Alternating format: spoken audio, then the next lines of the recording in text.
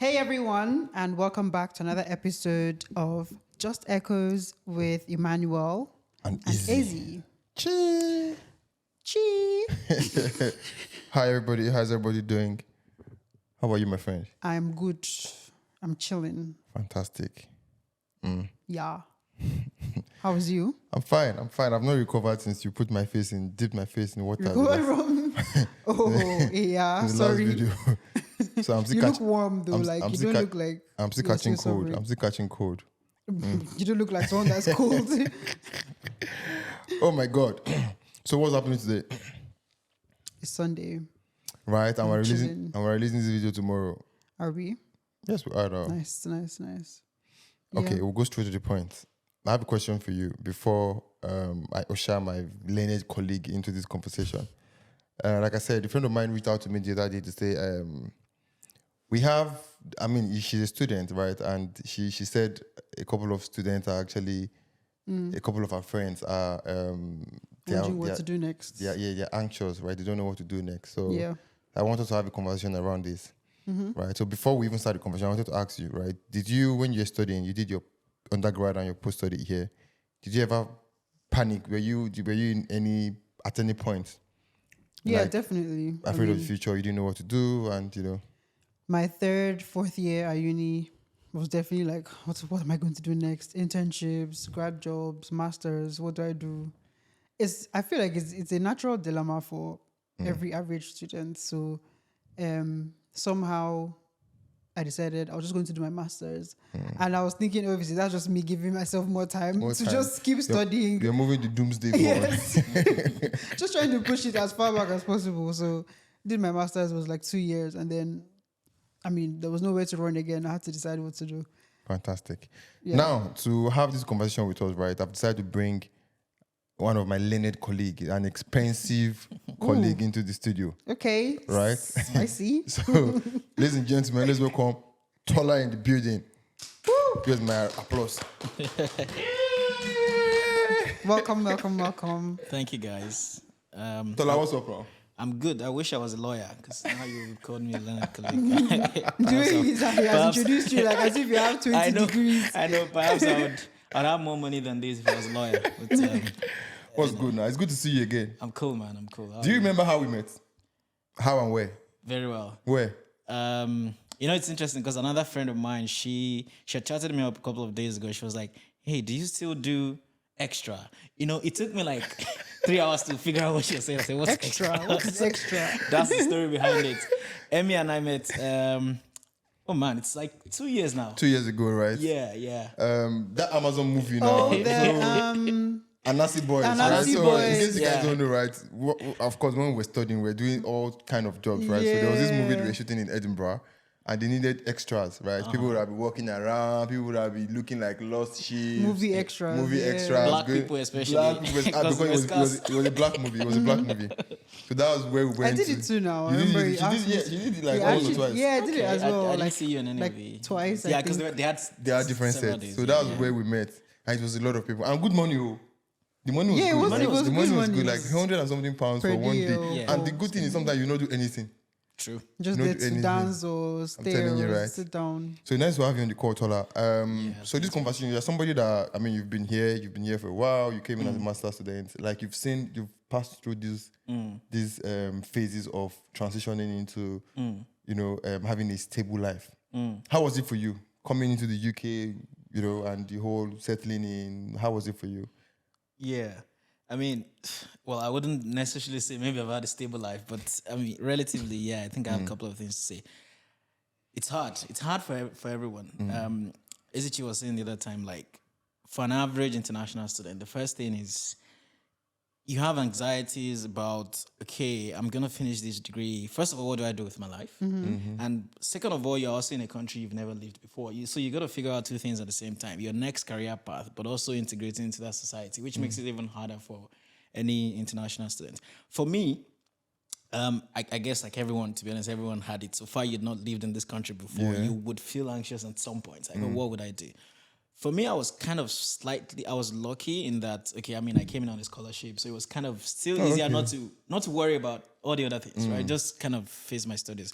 But still at the same time, I think I made some mistakes that if I look back now, I should have done better, right? So first of which I was saying the other time, I didn't start planning towards that post-study life, right? And it could be, I mean, it's a different thing for most people who actually, if you don't come in on a scholarship or anything, you just come in, you put in your funds together. There's something you already have in mind. For me, it was like, oh, someone's paying for it, right? And so I didn't really think so much about what the post-study life was would going be. to look like. Right. But then at some point, I then started to figure out, hey, this master is actually going to finish. Free money is going to end. It's going to end one day. It's going to come to an end. You actually see the free money ending. It's not even, and it was interesting because for my scholarship then, they pay you like a quarterly. So they pay like in bulk ahead. So the last tranche I had already collected. So I was already thinking what would happen. So yeah, it was definitely. And at that point when we met at, this was 2022. I mean, this is like several months after I finished my master's. So I was just about starting my job. But a couple of things happened before then. Maybe it's worth narrating. Do you want me to talk about it? Yeah, go ahead. Go ahead. So I think, first of all, it was like towards the end of the master's, I did a 1-year program at the University of Edinburgh. So it was September to September technically, or September to August. And towards the end, obviously, you start to think of what job will I really do? Because another thing in the UK, right? Certain jobs are kind of easier to get. Certain courses are kind of easier to get jobs in. Like if you do tech or you do even like medical sciences generally, right? Yeah. Compared to social sciences, much less. And in fact, the social science I did was one that's not even very popular. I did international development in a country that doesn't need so much international development, right? Yeah. It was almost not a very useful degree, in that sense. I mean, it's very useful, but it's kind of limited in some of the ways you could apply it. So, but then I then had interest in certain other things that I necessarily didn't need to have studied international development to do. I wanted to do political risks and I wanted to do like international security stuff or just working in this kind of, in my head, international organizations where I could do all of that. Forgetting that, first of all, in the UK, what's prioritized in that field is internships, right? So it doesn't so much matter what degree you have. Yeah. It's like you see a lot of your colleagues are even coming with engineering degrees or people coming with other types of degrees, like degrees in physical sciences, and they're working in these fields because they've 200 level they did internship. Yeah. Third year they did internship. Internships are valued. They're highly valued here, especially if you're coming from a field where your degree is not what really counts. You want to pivot into something else. So that was the first shock for me. And obviously the nature of the masters itself, even if you did a two-year masters in the UK, everyone knows it's intense. So the nature of that masters made it hard to combine with, I want to do internships and stuff. Yeah. Of course, people are doing it. People do full-time jobs on masters. But for me, I just didn't do that. So the hour of reckoning came and it was, I needed a job. So I now started applying. And I also started applying late. So typically you finish your master's August or September. That's your last tranche of stipends. So October, you start to house on to all of that. So you need to pay all these bills. At the same time, you're looking for a job. It's kind of really stressful. And I think, I mean, to be honest, it's because we are saying this as it is, right? So at some point you then start to pick up shifts. I was doing Sainsbury shifts. And it's interesting because when I came and you had a stipend you were receiving from the scholarship and someone introduced us to this Sainsbury's shift thing, I was like, okay, in my head I was already calculating every week I'll be going like 4 or 5 times. You're already calculating your money. In a month, that's extra £2,000. Yeah. Add that to the stipends. It doesn't work that way here, bro. First of all, when the taxes come, you're like, am I working for myself? Or am I working for Her Majesty or His Majesty now? So, which is interesting. So for me, it was like, but I needed to start picking those shifts anyways, but I was still applying for jobs. And first mistake was, I didn't think of that until later in the summer. Like, your program is literally ending August. Like, what were you thinking? You start applying for jobs in June. Like, there's no magic. Yeah. Even if you're going to get a job at your first try, it's a long process. Everyone knows here. You do writing assessment. Sometimes you do, like, data test or, all those things, coding tests, depending on what field you're going. So, for me, that took me a while. And the very, very first job I was supposed to get, again, if nothing is written in this country, it's not just written. So these guys had said, okay, everything, as we say in Nigeria, they don't make mouth. Yeah. Say they will give. So in my mind, I'm like, I now stopped applying for other jobs. So I was just doing small shit and just relaxing with my guys. I go start job in 1 month. And these guys write me and say, hey, we're sorry, it was supposed to be funded by, some organizations in the US. These guys are pulling back the fund. So we're not going to be able to take it again. Imagine the heartbreak. Bruh. And you're starting all over again. Yeah. I think I applied for I kept a portfolio then. I applied for more than 50 jobs or close to 100 jobs. And actually, that's been modest. I applied to close to 100 jobs. And I still have like the folder for everything. And I think, so that's the first mistake. A lot of people, you don't want to do that. You come into the UK, straight up start thinking of your post-study plans. It's very and it also helps you to think about the course you're doing and think about the numerous pathways you can take it through. A lot of people I know here do MBA courses, Masters in Management courses, courses that you would, really literally want to take into like white collar consultancies and management jobs. But the truth is, the UK economy is in a hard time right now. I do a lot of work on, public economics in the UK. It's in a hard time right now. It's not just about the person. Even for a lot of people who are natives here, it's hard for them to get those jobs because the market is shrinking. The UK is finding it much harder to recover compared to other countries. So people are just finding several innovative ways to get around. But that being said, if you start planning ahead, you can imagine the numerous pathways. And one thing is to think about, what can I do temporarily that just gets me being here, visa-wise, right? The other thing is, what can I do in the long term that now gets me to that dream of what I really actually want? And what are the steps to do? So I think if there's one lesson I've learned in my own journey is even though I'm in a much better place now, but I think if I started earlier, I would have even been in a better place because I stayed like a couple of months without a job. I think when we went for the Amazon thing, that was like 6-7 months after. Yeah. I think I was already working then. I don't know. I think I was working with BIP Glasgow. Yeah. So yeah, that's the it's story. all about preparation. Yeah, so preparation. One thing certainly is that so preparations, there are several ways you can prepare. One thing is you could start looking for internships, like I said, on the course. But also, we've been talking about how you need to actually take information serious. One thing that's a shocker for people when they come here is like, unlike Nigeria, where it looks like people are very much eager to want to give you information. My G, now so you go do and blah blah blah. Here you have to, you go find. You have to hustle. You hustle for information, and which was interesting because the first job I got it through a friend. This is a friend I had known like 2-3 years before even coming into the UK. But I knew he had a job, but I didn't really bother to kind of press. It was interesting. It was at that time when it now looked like, oh boy, people, I don't get job, but I better go. I was now reaching out to my guys. And he now said, but you can actually work for our firm. It didn't occur to me. I was like, okay, good. Very big firm in London then. Texted his manager and stuff, and then everything was story. Of course, I still went through the entire process. But what am I saying? You have to actually be on the lookout for information, right? And it's easy that you do the ones, it's easy for people to kind of do the jobs or go on the path that's most popular. There are certain jobs that our people do here because it's most popular, right? It's not because there are no alternatives, right? I do understand sometimes you might be in a hard place, but for the most part, it's because that's the easiest information route, that comes to, that comes to you. But there are a lot of other things. So I think information is one. Secondly is networking. I've kind of touched on networking. Yeah. In fact, when I started that job and then I'll tell my story up until the point where I am now, but I was a bit dissatisfied. It was like, it's a really great firm, but it's not exactly what I wanted to be doing. A lot of it was client servicing, data analysis and stuff. And I wanted to do things that were more policy relevant, the kind of things I do now. And so I started looking for another job And then I got another one. But I wasn't going to go for that job because it just wasn't what I wanted. But what's the big story here again? That job again, I got through a classmate, which was interesting. Like one of my classmates in Edinburgh, she's native here. And she was like, oh yeah, I know you, like you were, because I was also the best in my class. She was like, but I think, can you work Please, here? let's give him a round of applause. For being the best in class.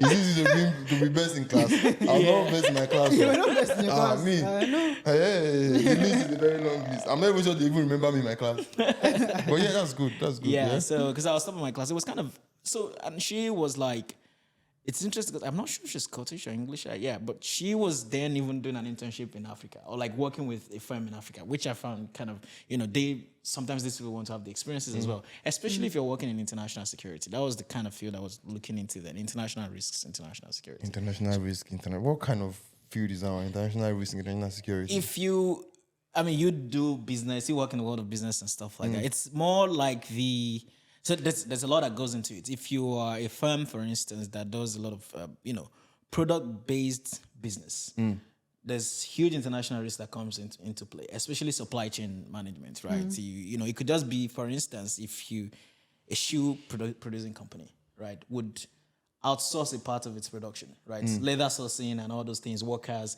A simple disruption in one of those countries, let's say Myanmar, let's say there's a huge protest, can actually affect your supply chain, your business. Yeah. So international risk is about predicting some of those things. International political risk, actually, in business. So it's about predicting some of those things and how they affect your business. So that was a part of it. A second part of it, obviously, it's sort of helping a company manage, especially big companies, manage the value chain, or protecting your labor in foreign countries, right? So a lot of things come into play. A simple disruption in France could get your country in trouble. So that was the kind of field I was interested in. And that meant very lateral experience. So this classmate of mine that I was talking to, she's English or Scottish, but she was in an internship in Kenya, right? Or she was working with an international security firm in Kenya in the hope that she would take that experience. So imagine how people like this actually plan. She would take that experience and come back to the UK and get a job in an international political risk firm that's kind of should not be focusing on Africa or focusing on all these other countries. But there's no way you will give her the job because she has a first-hand experience of actually working in Africa, and she's got no visa issues here. Now, so if you think about myself as an African now, I now have to think about what other unique experience do I bring on board, right? Okay, maybe I've lived in Africa, yeah, but see, you'll be surprised that people that have even lived in multiple countries, multiple African countries. So that one, but she was like, okay, I'll talk to my boss. They were not planning to start an outlet in the UK, but we'll see. Then that one referred me to someone else. And eventually I got the job, which I didn't take anyways, which almost probably messed up that relationship. But I kind of approached in a very professional way to say, hey, I'm sorry, I'm not going to take this job. But what helped me? A network that was obvious, that I wasn't paying attention to. I mean, she was my classmate. So it got to a point for me, I was like, okay, who are the people that can help me? Yeah. And I started to reach out. A lot of our people don't do that, right? So apart from information networking, the obvious network, and I think the third thing, obviously, is getting the right skills. You definitely know more about that than me, but yeah, that's very important as well. Getting the right skills and kind of shaping your narrative that way. If you're doing an MBA or a master's in business analytics, you must be conversant with some of the tools that are needed in this day and age, and also selling your narrative that way. My degree didn't have anything data analysis, but when I started my job, I was like just pure doing data stuff and business, So, long story. That was actually long and interesting. Yeah. So now from data to this to that, now you're doing risk, whatever. Now I'm doing policy and- research Policy on. risk. So I work at the Bennett Institute at the University of Cambridge. I mean, I see your stuff. so I everything see I all say now your. is me, not my employer. Just all those caveats. I see all the things you post. I'm like, you went to Singapore lately. You went to I went Japan, South Korea. Yeah. South Korea. Yeah. Why do you travel always quite say some. Singapore? South I mean, Korea. they're close close. to, Yeah. Okay, now for international students watching, right? They're thinking. I cannot do policy and risk. I cannot do this. I cannot do that. Now you have mentioned networking. You have mentioned information. How do people network? Like, how does it happen? Yeah. Because an average international student is working 100 hours every week, trying to meet up with lectures, trying to pay tuition. True. Do you understand? It's not Yeah. easy. Yeah. That's one of the problems we have, right? Yeah. Because I feel like one of the problems we face is the fact that financially we are not ready. We don't have the money. Yeah. So when you come in, your first goal is to work and Just be balanced. pay your bills. So that affects our ability to even network or even think of networking. True. But how do we network? Is it just, okay, your classmates? When I was in my masters, 99% of us were Nigerians in the class. Who do you network with? Everybody is hustling. Everybody is like, do you get? So is that something that is like an impediment that limits people from networking? Yes. No, certainly I agree. I mean, and to be honest, I have to say, like, realities are sometimes different. Like, so in my class, there were a lot of, non-Nigerians, like a lot of international students. So maybe that could afford me the opportunity to network. But even that, right? I know lots of Nigerians or people that are like us, international students, especially back from Africa, that have so much value to add. Like I said, the job I actually started was, I got it through, one of my friends introducing me. He's Ghanaian. So, and even when we went Scotland, I mean, you would remember we were talking about Black Professional Scotland the other day, right? This is not an advert, but but it does something very interesting. And I knew him through another friend who was Nigerian, who was also like doing his masters somewhere somehow. And even the only time he really has to kind of network with this kind of people is weekends, like you say. But he still kind of maintains contact. Sometimes it's not even the professional type of networking alone. These guys do these things they call Black Scottish adventurers now. Sorry, people, my experience is a bit Scottish because I started from there. But the thing is, and you'll meet people in those circles. You don't even know what people are capable. People don't write it on their head. Yeah, that's I one can thing give you a job. Yeah, They don't say Mm-hmm. that. So it's in those informal circles as well, right? Even things like pubs, right? Don't be shy to when you have those kind of opportunities to talk about what you're doing, what you're actually interested in doing. And also don't be shy to declare your reality and say, hey, this is what I'm doing now. I'm doing care, but actually I have these skills and this is what I'm actually looking to do. Like as much opportunities as you can. Of course, try your best if you can attend the professional, meetups. If you can. Yeah, conference Yeah, meetups. yeah, Yeah. conference LinkedIn. meetups. LinkedIn. I would even skip classes to go for those things rather than, do you understand? If it comes to like making hard choices, right? Yeah. A job I have to go because I need to make money. But maybe some classes I don't have to go. If there's a networking, I would probably rather go for that. But the problem is they'll miss class and go for job. Exactly.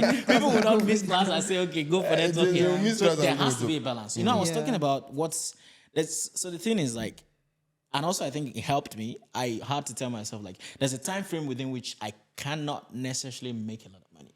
Right now, what I'm actually building is a traction or a portfolio that would give me a stable future. So, and at some point, you have to agree with that. Okay, what money do I need? I need money to pay fees. I need to settle all my debts and stuff. At this point, I need a lot of survivor cash.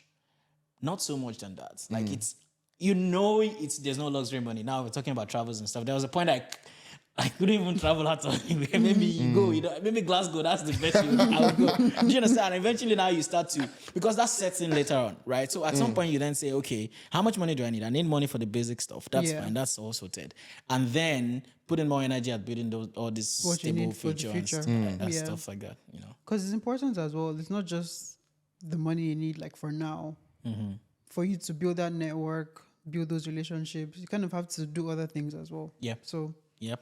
yeah. So now we've spoken about networking, information, right? Yeah. Now I have a feeling that a couple of people, when they come to the UK, they have their mindset is very myopic, Yeah. right? They are fixated in, for example, in Nigeria I'm an accountant. I was an accountant, so I have to be an accountant. I have to be an accountant here, or I was working in Shell, or I was doing. Yeah. So, how do people transition? Yeah. Right, from your experience. I mean, I know we talk about training, but how do people transition? What are some of the fields that you know that because you're on sponsorship.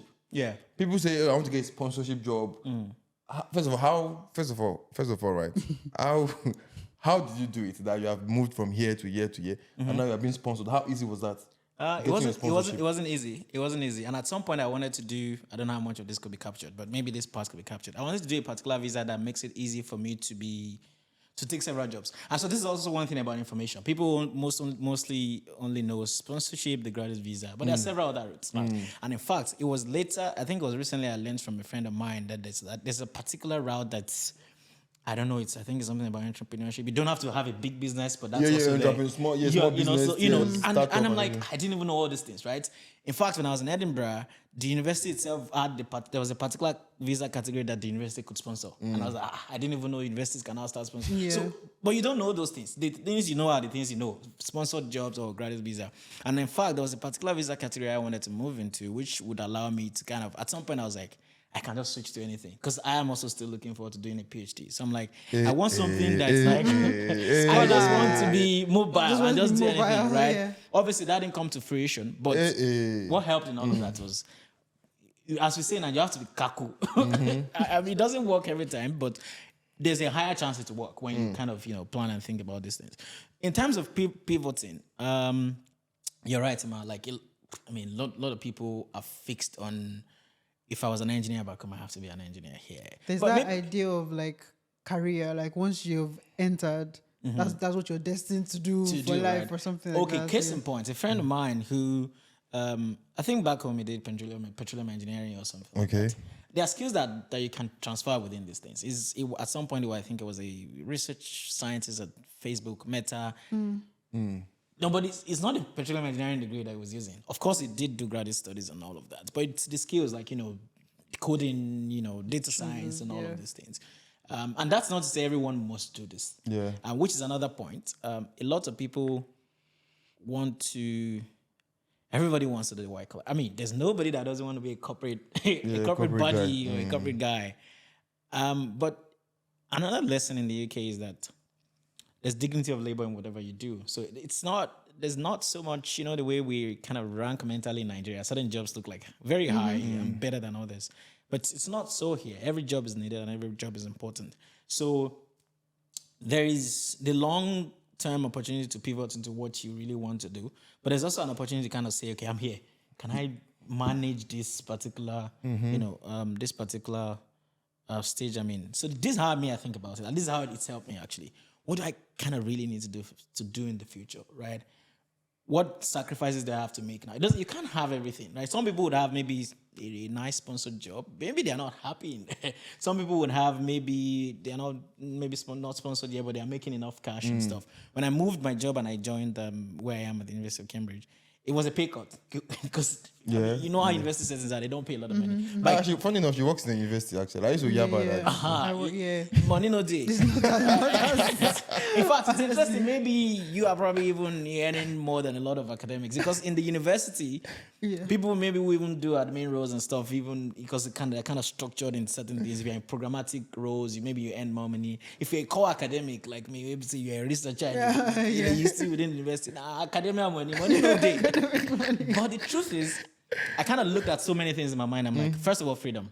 Where I was my job, you hit the ground running, to use my president's slang. In the morning, you don't leave the table until I don't leave my desk until, even though I was working from home, until sometimes 7:30. Maybe I take a break in between. And I was like, man, jobs. I know the investment bank here. I'm telling you, it's investment bankers that work like I'm that. like, Jesus. Man, I shouldn't be doing that, obviously. So it was one of the reasons I wanted to leave. It was a great job. It's a great firm. And then when I joined where I am, it's a pay cut. But I told myself it's a sacrifice to make, first of all. And also the brand of working at where I work. Cambridge University. Yeah, and... Wait, is it Cambridge University or University of Cambridge? University of Cambridge. Is it different from Cambridge University? It's the same. It's the University same. of Cambridge. Cambridge, people just call it... Oh, okay. University of Cambridge. But also... Hold on. So in case you are looking for admission in our university, it's our university. Just hit me up. I beg. I don't do charge of admissions. I beg. VC's list. That's what they do for Nigeria. Vice Chancellor's list. And how many lists they add me to? Nothing. Okay. Sorry, please continue. Yeah. And it's just also very interesting how meritocratic this kind of society is. Obviously there are challenges, but here it's like if you put your best foot forward, you do certain things. There are certain things you would almost get. So for me, I was like, okay, Cambridge Uni, because it gives me time, the brand, and I can now take that brand to go to other places. Anywhere, yeah. Or even in the UK, you can do consultancies. There are things you can do. Like, obviously it complicates your entire tax life and stuff like that, but you still make at least extra money, and being in this kind of places offer you that food in the food in the door to say, UK, you work here. Can you also do this for us? Small things. So I thought about that down the line. But if I stayed in my other job, you will not have the time. I will not have the time. But it's interestingly, when I now joined Cambridge, even though the kind of pay I had envisioned wasn't what I wanted, but I had the opportunities to do other things which I wouldn't be able to do in my previous job. So I think planning that way is actually very important. But another point I wanted to actually make, Emma, is we always think about planning in a good way. What about the only opportunity I have is a care job? And I'll take it for now because it gives me sponsorship, right? But while on it doesn't mean, okay, because I've taken a care job, my career is forever just locked wallow in care. it. Do you understand? Yeah. You do all this business analysis training. You can still be doing it on the side. Government's not going to arrest you. So why are you doing business analysis training? Certifications. And, building your data portfolio, your coding, portfolio and all of that. And companies would see that. And even though you say, hey, and you have to be upfront about this thing. Like there's dignity of labor if that's what you're doing. This is not a Nigerian society where everything is ranked. Yeah. You are as important to the society as somebody who as the prime minister. Do you understand? Because you are sustaining a very critical part of society. People might think, oh, this is just hyping up or making me feel good. No, if it wasn't that important, government will not want to reach threshold to kind of tackle this sector because they know that they need to protect this sector so that their own natives could take up those jobs. That's important. But At the same time, there are some people that's you can know absolutely that's not what they want in no way. But there's what is necessary and what you actually really want. So balancing what's necessary and what you actually envision is what I'm talking about now. So you get a care job or it's sponsored or whatever, but it's not what you want. Start doing all the certifications, business analysis trainings. There are so many of them in the UK. Take up, maybe not even internships, take up opportunities to help build your portfolio, you know? Take up opportunities to help build your portfolio. Yeah. Okay, good. Take up opportunities to help build your portfolio whilst you are still on that job, right? And it's, you know, there's no one way to it. There's no one way, right? So another thing is, most people don't know is, you can start a business. You know? There's people just feel like you have to can't work. do anything. In fact, on the graduate visa especially, you can actually start a You can business. start a business, and There's nothing you against can. it. And there are opportunities for people that start. There are visas for business people, like Yeah. you said, young business, blah blah Yeah. blah. You can Yeah. start a business, and you can actually do a lot. So, from what we said, information, networking, starting small. Starting you can small, start building from- your skills while you are building doing your the one that skills. just helps you sustain your stay here. And again, planning ahead. If you are studying Shayo, this is for Shayo. If you're studying, you can still be doing trainings, Yeah. right? We know it's not easy, but like you said, you cannot have it all. Yeah, absolutely. Right, you have to do trainings, business analysis. If you want to do IT, even if you want to become an accountant, you can start understanding. Okay, what skills, what tools? Because I mean, the thing is, after COVID, everything changed. Yeah. Ways of working changed. Definitely. The tools changed. Techniques Yeah. changed. You know, so what tools do they use in accountancy? What tools do they use in law? What tools do they use in whatever you want to do? Yeah. Exactly. And you know, you just start. And again, I feel like LinkedIn is another good.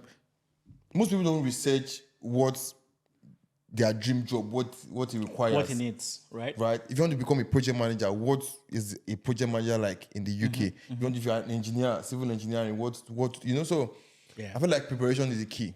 Preparation is the key. Another point, I think I kind of made it already, is still on the information thing, right? There's information about jobs, but there's also seeking the right information about the types of visa. And I'll give you another example. A friend of mine called me, I think at he had like 2-3 weeks left to leave the UK. He was on a graduate visa. And this guy has an excellent tech portfolio. He was in DevOps. And I couldn't imagine like, wow, do you know he had never heard of the Global Talent Tech Visa before? Which is what I felt like it was like everybody that is in the tech space knows. Like this is a type of visa you could actually. He said, I've never heard of it before. I said, oh boy, you have 2 weeks to go. I don't know how you want to do it. By this one, we'll go and put all your portfolio and letters together and just make sure you apply before your current visa expires, you know, and all of that. But people don't know. And even I like to think of myself as somebody who knows a lot about the public sector in the UK and information about visas and policy and things like that. At some point, I wanted to do one of these, you know, changes as well to something that would give me more flexibility to join any employer. Yeah. Of course, I bungled it up because I didn't pay attention to certain parts of the application because they had different routes. Yeah. And I only knew after the thing was rejected that, oh boy, this thing was there. It was clear on the gov.uk website. Yeah. But some people would have even gone to, I could have paid the consultant and I would still mess it up. And that information is kind of clearly there, you know. Another thing I wanted to say is when it comes to visas, right, it's also good to seek a professional. Yeah. I mean, if you have like a lawyer, how much does it pay? How much does it take to do For a consultant, a consultation? But this one is Maybe £100, 120 pounds, right? That's So small money. it's small money. So I feel like most people don't want to. £120. Hey, that's 200,000 naira. They don't want to like. So seeking professional advice, right? Again, for you to get a good job, investing in a CV, right? So you have to So many invest. things. You have You to have to invest, invest right? in So you have to yourself invest in somehow. yourself. So if you're an international student and you're watching this, these are some of the things you need to do to, you know, to just put yourself in a state where you're not panicking. or worst case even just invest the time, because if you invest good time like doing proper research, you can get so much information online. You might not have to pay for a lawyer or pay for if a you training. can do that instead, You can do so much online on your own and use all that power to get to a much better place. So just something has to be invested, time, money, whatever it is. Yeah. Absolutely. So on the lighter note, right, in our last video, we're talking about jackpotting and not jackpotting. Knowing what you know now, of course, would you still leave Nigeria? Yes. Why? Because I mean, suddenly I'm torn in between when it comes to this conversation about leaving Nigeria or not, because of the kind of space I work in. I'm very passionate about development, policy, government, and stuff. So I'm one of the few advocates of, okay, we need to be back home to make a change. But also, I kind of been here for the meantime. Whether it's going to be in the long run, I don't know yet. But still, yeah. If I had Of course, it's going to be in the long run because you're applying the PhD. As in, PhD is like 3-4 years. Yeah, but you get the gist. If I had a chance, I would still, I would.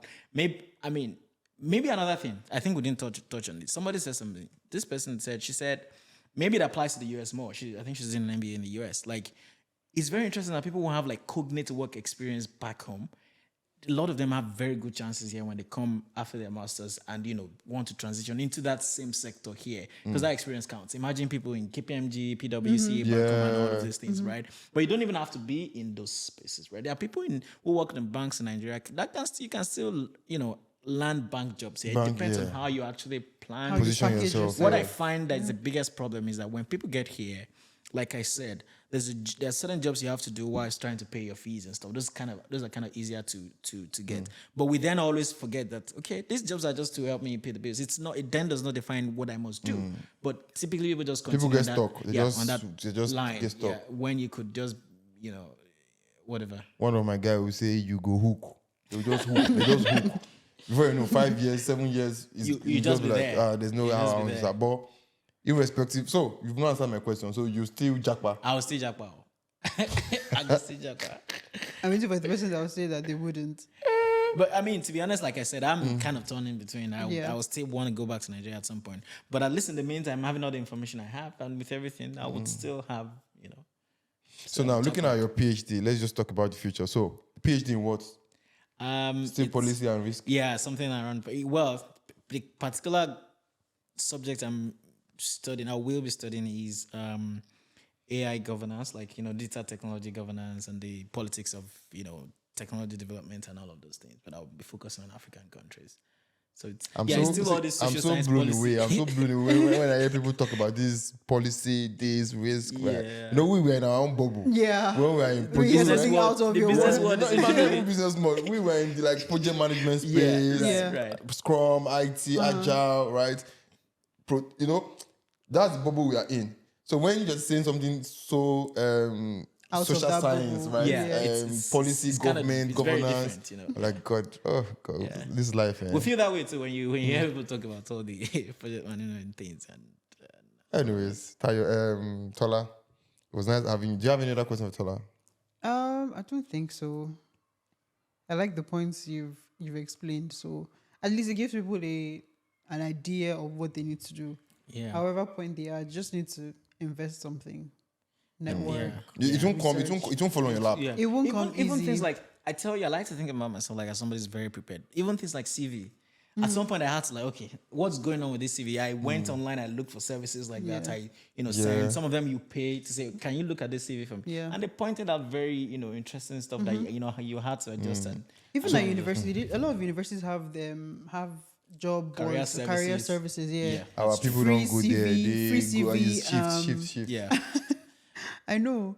And also that mindset, because I know for me as well, it was difficult to do that career switch in my head because Yeah. I studied engineering. I did Yeah. civil engineering undergrad and masters. yeah.